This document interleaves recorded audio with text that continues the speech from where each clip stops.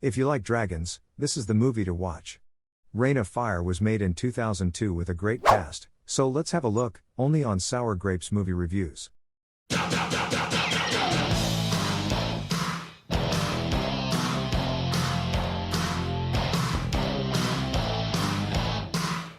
young boy walks through a park, surrounded by birds. He walks through the city alone, ending up in front of a construction site, goes inside.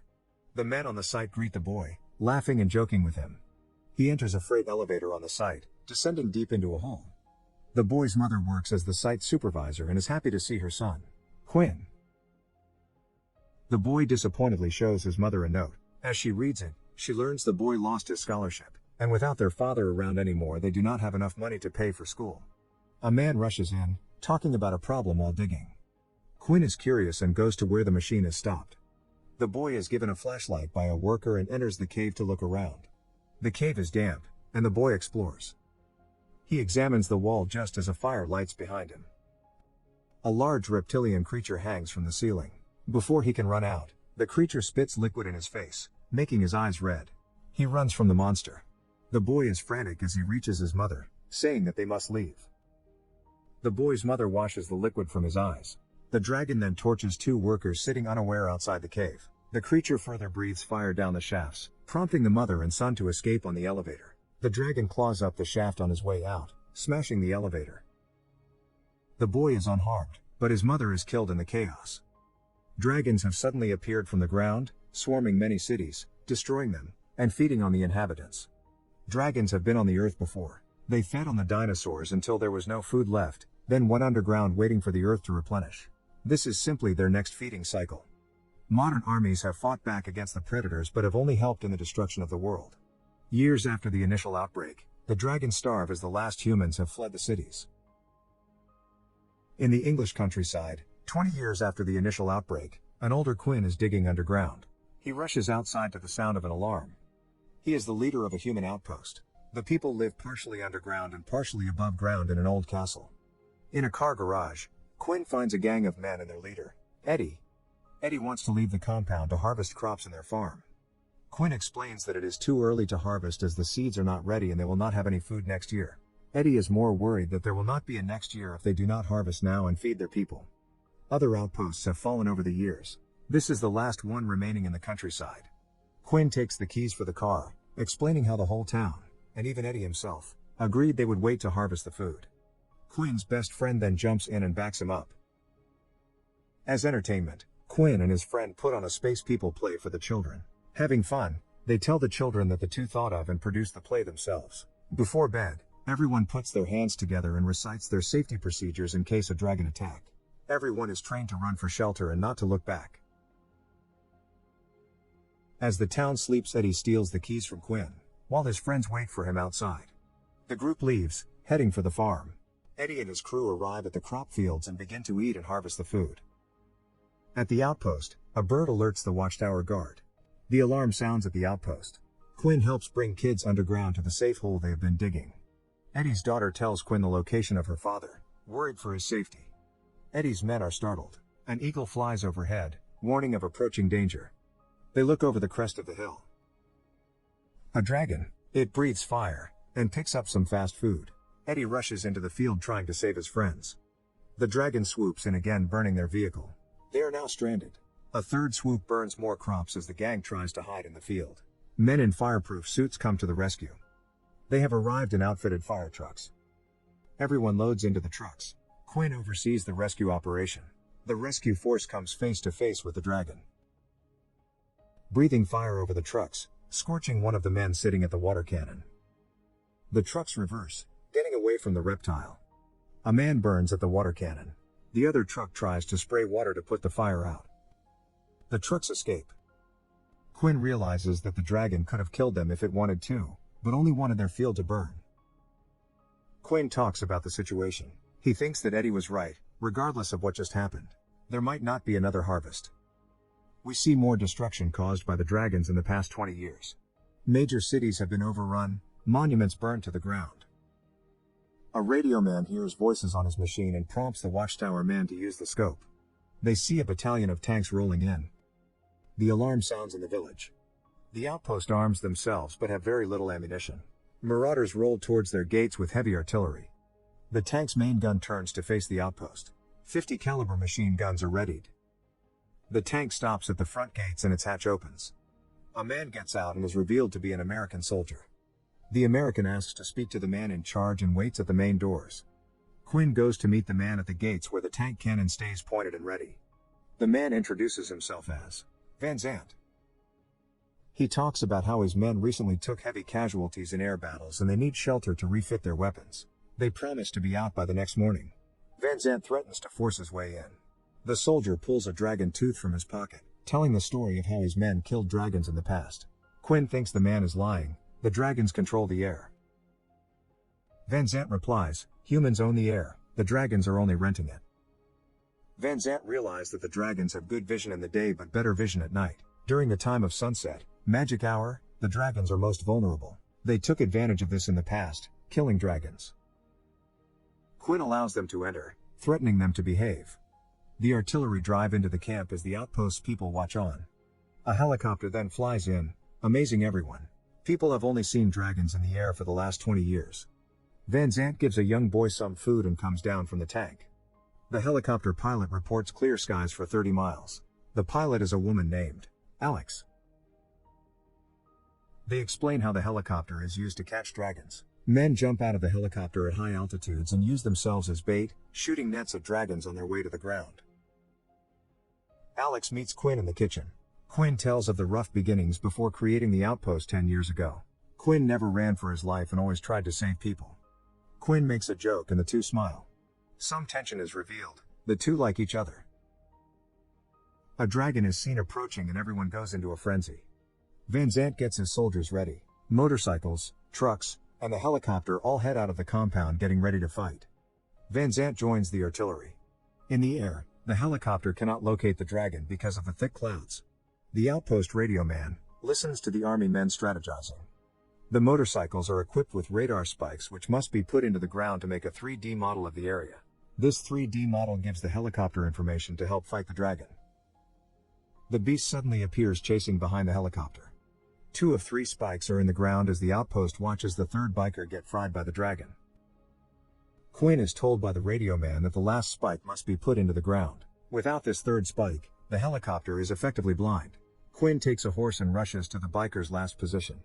He reaches the spike, placing it into the ground. The helicopter now has information, but gets bumped by the dragon. One diver is rocked out of the vehicle as the other 2 jump out to follow. The dragon chases the men through the air. The men shoot nets and catch the dragon's wings. They cannot confirm that the net stuck to the creature in the thick clouds. The dragon has gotten free, breathing fire as it chases the divers through the air. One diver does not see his altitude and unable to pull his parachute in time, hits the ground. The beast then flies up through the remaining 2 divers, flinging them around in the air. Another diver pulls his parachute in time, but the third is not so lucky. Quinn takes the radio from the biker as Van Zant orders him to act as bait, leading the dragon to his position. Van Zant leaves the operation vehicle and jumps onto a harpoon. Quinn rides as the dragon barrels down on him. He barely makes it to Van Zant in time for the harpoon to be shot over his head. The harpoon finds its way into the dragon. The creature breathes fire towards Van Zant before crashing to the ground. Van Zant goes to the beast, ensuring it will not get back up with his axe. The outpost has a celebration. They all drink and cheer to killing their first dragon. Everyone applauds Quinn. The soldiers then arrive to applause. Van Zant yells at the crowd. He doesn't think that they should be celebrating. They have only killed 1 dragon while 3 of their men have died. Van Zant has tears in his eyes as he talks about how the dragons are killers. Humans must be killers to fight back. Their celebrations disgust him. Leaving, he orders the dead soldiers to be buried at dawn. In the outpost the next day, Alex is given the dog tags of the fallen. She is the keeper of the dead, remembering the people who have died in their fight. Van Zant says he is out of resources and men, but has a new plan. Van Zant has seen many females but never a male. The dragons are like fish. The females spawn eggs and one male fertilizes thousands. Killing the one male will also kill the whole species. Van Zant wants to take men from the outpost to find and kill the male. Quinn will not have his people die. Other outposts have tried the same plan before. The male killed all the soldiers and then tracked back to their outpost, killing everyone else there as well. Quinn says that he wants the soldiers out before they do more damage. Alex talks to Quinn. Quinn tells Alex of the construction site from so long ago, and the dragon that attacked him was the male. The radio man breaks up the conversation talking of trouble outside. Van Zandt is trying to convince the townspeople to come and help kill the male. Van Zandt is going to forcibly take the 6 strongest men they have. Quinn runs in and attacks the man. The 2 leaders get into a fight. Van Zandt pummels Quinn as they are pulled apart. After things calm down, Alex gives Quinn a gift of medicine for his wounds. The 2 look into each other's eyes before Alex packs up to leave. Alex says goodbye from her helicopter as Quinn watches as the soldiers depart. Quinn goes to the slain dragon late at night to study it. He reaches inside and pulls out an egg. In the city, the soldiers drive through the wreckage of London. The city is in shambles. The convoy reaches a roadblock as the helicopter goes to scout for a way around. Fire is seen in the distance and Van Zandt decides to defend their position. The men are ready to fight as they hear the dragon approaching. The dragon attacks as Van Zandt shoots at the beast, then hides under a vehicle, jumping out of the way of fire. The convoy is engulfed in flames. The dragon makes one pass, burning the whole convoy. It then flies off. Alex flies back to find Van Zandt on the side of the scorched convoy. They know the male was the one which attacked. The dragon was waiting for them. In one move, the male dragon killed all but 2 of the soldiers. The male dragon now arrives at the outpost just as Quinn had warned, breathing flames through the windows. Quinn sees the flames over the horizon and rushes back home. There is chaos in the outpost. Everyone is trying to run as the building collapses. Quinn sees the destruction that the beast has brought to their village. The creature flies overhead after leaving the building in flames. Quinn runs inside helping the people to safety. Everyone goes downstairs as the dragon returns. They turn on a sprinkler system in the hall. Quinn's best friend leaves to save more people. On his way up the stairs, he burns alive as the dragon blows fire down the hallway. Quinn cannot believe the destruction and is distraught. He looks at his people as he starts to recite their safety procedures to calm the crowd. He breaks down. After some time, movement is heard upstairs. They push the door open, finding what remains of the soldiers. Van Zandt admits Quinn was right. Everyone comes from the shelter seeing the wreckage of their home. Van Zandt gathers Quinn and Alex to make a new plan. Quinn loads a rifle and points it at Van Zandt, taking command. Quinn wants revenge and is going to attack at the male's home during magic hour, when the creature should be the weakest. Quinn, Alex, and Van Zandt will complete the mission together. They fly to the city, approaching from the water and landing at the coast. Sneaking through the dock, they investigate the city. They see the destruction that the dragons have brought and watch the creatures in the city. Hundreds of dragons fly over them and the male swats one of the females from the sky, eating it. Food has run out for them, so the male is now eating the females. Quinn leads the group, further sneaking through the buildings, stalked by the reptiles. They go underground and travel through the construction sites that Quinn's mother used to work in. Van Zandt prepares explosive tipped crossbow bolts. The explosive tips are only effective from point-blank range, fired into the dragon's chest. The dragon will only show its weak spot before breathing fire. Back in the shaft after so many years, Quinn has a flashback of his mother's death. The team then climb up the shaft, directly into the home of the male dragon. They plan on climbing up a railcar for a better view. The team moves to the car and decide to split up. Van Zandt will go on top of a chimney and the other 2 will run to surrounding buildings. Their people have paid a terrible price, now they have a chance to make a difference. The beast howls and flies overhead, breathing fire. The team splits up. Quinn sprints down a street and is almost run down by the swooping dragon. Getting to safety, he notices the explosive arrows dropped in the middle of the street. Van Zandt climbs up the chimney. The dragon flies over and Alex distracts the monster for Van Zandt. Van Zandt attracts the dragon, shooting it in the head with an explosive arrow, stunning it. The creature swoops for him. Van Zandt heroically jumps at the creature with axe in hand. He is eaten. Alex is almost hit with debris launched from the dragon. Quinn and Alex hide together as fire pushes them to move. The dragon gives chase. They see some more explosives in the distance, Quinn running to get them. As Quinn readies his crossbow, the dragon comes closer. Alex distracts the dragon so Quinn can prepare the explosive bolt. Quinn stands facing off with the beast. The male snarls at Quinn and opens its mouth to breathe fire. Quinn lands an arrow directly down its throat, exploding the creature. He is in shock.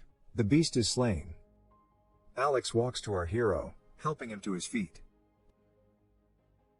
Some months pass and the outpost sets up a radio tower. The humans haven't seen dragons in 3 months. They receive word from other countries that they are free of dragons as well. Alex and Quinn pick up Van Zant's axe and walk off into the distance. Thanks for watching, and I hope you enjoyed the movie recap. Please don't forget to hit the like and subscribe button. And as always, stay blessed and may the Force be with you.